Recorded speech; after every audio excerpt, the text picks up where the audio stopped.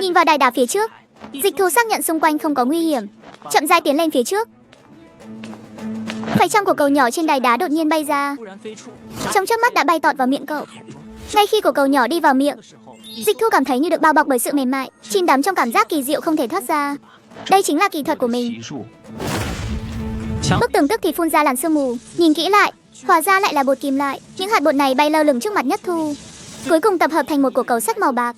Của cầu sắt rung lên, màu bạc chuyển thành màu vàng kim. Nhất Thu kinh ngạc nhìn khối cầu vàng trước mắt.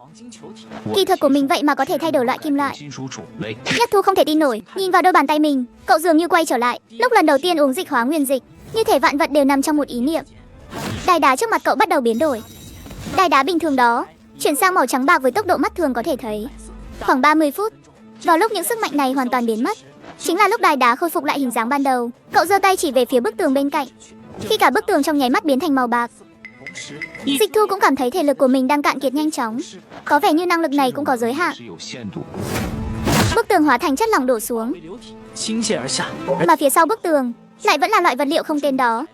Thấy vậy, Dịch Thu không tin vào chuyện này, lần nữa sử dụng kỳ thuật. Sau vài lần, đó vẫn là bức tường như cũ. Sao lại có thể như vậy? Chẳng lẽ chỉ có thể đi ra từ chỗ đó thôi sao? Ngay tận thế bên trên chắc đã qua lâu rồi nhỉ? Lam Tinh bây giờ đã trở nên thế nào rồi? Dịch Thu đợi mãi cho đến khi thể lực hồi phục, đồng thời biến một lượng nhỏ kim lại thành quần áo, dùng hết sức bay vọt lên trên. Dần dần, cảm giác nóng rát quen thuộc lại xuất hiện trong hang động. Cậu dứt khoát trực tiếp dùng kim lại chế tạo cho mình một bộ quần áo có lớp cách nhiệt chân không. Cậu thử biến dung nham thành kim loại. Dung nham được biến đổi bất ngờ trở lại nhiệt độ bình thường. Thấy dung nham tức khắc hồi phục, cậu bay lên với tốc độ nhanh nhất. Không biết đã bao lâu trôi qua, nhiệt độ xung quanh dần dần hạ xuống. Cuối cùng cũng sắp đến rồi. Ngay khi toàn bộ tâm trí cậu đang đặt vào chân tướng, lúc sắp sửa được hé lộ, cậu hoàn toàn không chú ý thấy kỳ thuật của bản thân đang dần dần tan biến. Ngay khi xông ra khỏi hang động đến phòng cách ly, kỳ thuật hoàn toàn biến mất. Cùng lúc đó, ai đó vừa tới ư?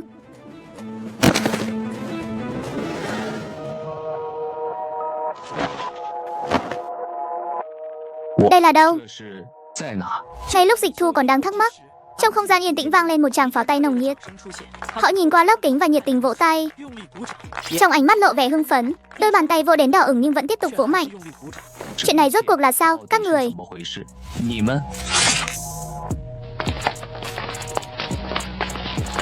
Chúc mừng, xin chúc mừng anh. Tôi đang ở đâu? Các người. Anh Nhất Thu, chúc mừng anh, thí nghiệm lần này rất thành công.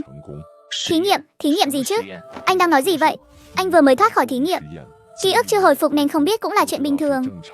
Đúng vậy, thí nghiệm rất thành công. Hơn nữa còn là cực kỳ thành công, là người đầu tiên trên thế giới hiện nay, và cũng là người duy nhất vượt qua trọn vẹn thí nghiệm vị thần tối cao. Kết quả này mang ý nghĩa vô cùng to lớn. Nó mang tính thời đại đấy, anh Dịch Thu. Anh là người tiên phong, là bậc quân vương, là vị chân thần duy nhất của thời đại này. Dịch Thu không bận tâm đến ánh mắt của những người này, bản năng mách bảo cậu rằng những người trước mặt này không phải người cậu quen biết. Những lời họ nói cũng là lời dối trá. Thế nhưng, cùng với việc dòng suy nghĩ liên tục quay về, khả năng tư duy tăng lên, cộng thêm sự dẫn dắt từ lời nói của những người này, dần dần, một luồng ký ức xám xịt hiện ra trong tâm trí cậu.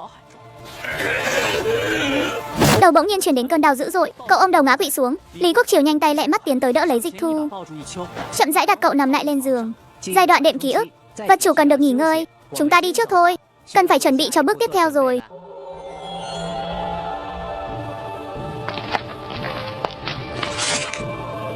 Đau đớn và hoang mang, mọi mâu thuẫn và ràng buộc trong cuộc đối đầu ký ức liên tục bị mài mòn và dần nhạt nhòa đi. Một đoạn ký ức hoàn toàn mới dần dần được khắc sâu vào đại não của cậu. Mình bị làm sao thế này? Thời gian chậm rãi trôi qua, ký ức về 18 năm sống ở Lam Tinh dần tan biến. Anh nói là toàn nhân loại sao? Chỉ còn chưa đầy 1 tiếng nữa sẽ phải đối mặt. Con thi được 161 điểm, tốt quá rồi con trai, con giỏi lắm. Toàn là vợ con đấy. Lão Thu thường xuyên đưa con đi thưởng thức. Từng đoạn âm thanh vang lên, giúp cơn đau đầu của Dịch Thu được dịu bớt. Cuối cùng cho đến khi biến mất hẳn, mình là Nhất Thu. Nhìn môi trường xung quanh, bên ngoài bức tường kính là một không gian trắng rộng lớn hơn, mà lúc đám người Lý Quốc Triều vừa vào đây, vẫn còn một tấm kính nữa mà. Thế nhưng hiện giờ nhìn lại vị trí đó, chỉ là một tấm kính nguyên vẹn. Thứ này thật mềm. Ngay khi định thu tay lại thì cậu khựng lại, mà lại dùng sức đẩy mạnh về phía trước. Bức tường trong suốt biến dạng thấy rõ bằng mắt thường. Bàn tay Nhất Thu cũng lún sâu vào trong bức tường trong suốt. Đột nhiên trong phòng xuất hiện một cơn rung chấn dữ dội. Bức tường trong suốt hồi phục lại trạng thái ban đầu. Chỗ vừa mới nhấn vào, xuất hiện một dấu bàn tay màu đỏ cực kỳ rõ nét. Anh Dịch Thu, vẫn chưa đến lúc anh được ra ngoài đâu. Xin hãy giữ bình tĩnh. Hãy kiên nhẫn đợi vật chủ trưởng thành. Anh Dịch Thu, đó chẳng qua chỉ là một giấc mơ thôi, là một phần trong thí nghiệm vị thần tối cao. Mong anh sớm khôi phục lại ký ức. Chủng tộc đang cần đến anh.